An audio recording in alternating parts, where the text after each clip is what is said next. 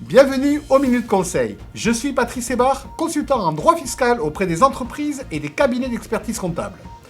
Nous allons parler aujourd'hui d'avantages en nature auxquels vous avez droit. Cette vidéo est la première d'une série riche en contenu. C'est parti!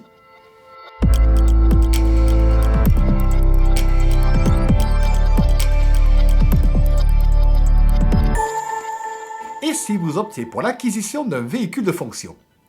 Il n'est pas interdit aux gérants de bénéficier d'un véhicule de fonction, c'est-à-dire d'une voiture ou d'une moto qui appartient ou qui est louée par la société, et qu'ils peuvent également utiliser à titre privé durant toute l'année.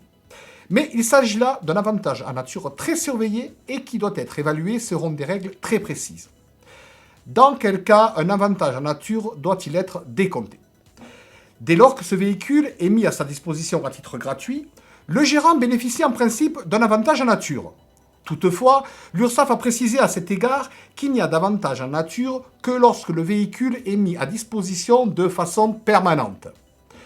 En d'autres termes, si le véhicule reste sur le parking de la société lors de chaque repos hebdomadaire et durant la période des congés, il n'a pas lieu de décompter un avantage en nature.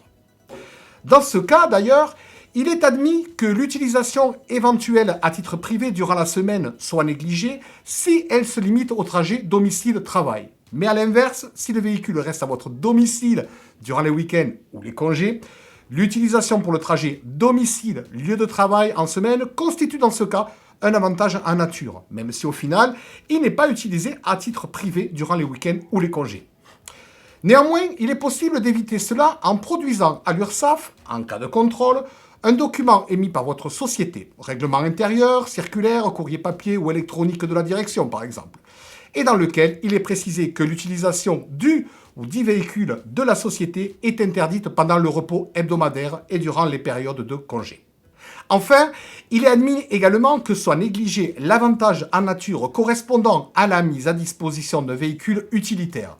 Mais attention, il a été précisé que dans ce cas, la TVA récupérée par la société sur le carburant utilisé à titre privé doit être reversée. Autre avantage en nature, celui de bénéficier d'un logement de fonction. Le logement de fonction est un local d'habitation qui appartient ou qui est loué par la société et qui est mis à la disposition du gérant, soit à titre gratuit, soit moyennant une participation minime de sa part. Il peut s'agir d'une maison ou d'un appartement. Il peut être adjacent aux locaux professionnels ou être situé en tout autre endroit. Cela est indifférent. Et dans quel cas un avantage en nature doit-il être décompté? Dès lors que le logement est mis à la disposition du gérant à titre gratuit, celui-ci bénéficie en principe d'un avantage en nature. Toutefois, l'administration a précisé à ce sujet que ne constitue un logement de fonction que le logement qui présente un caractère permanent. Ce dont on peut en conclure que lorsque le logement est mis à disposition que quelques jours par semaine, par exemple parce que le lieu de travail du gérant est trop éloigné de son domicile personnel pour qu'il puisse y retourner tous les jours, il ne s'agit pas dans ce cas d'un avantage en nature, mais plutôt d'une prise en charge par sa société de frais professionnels.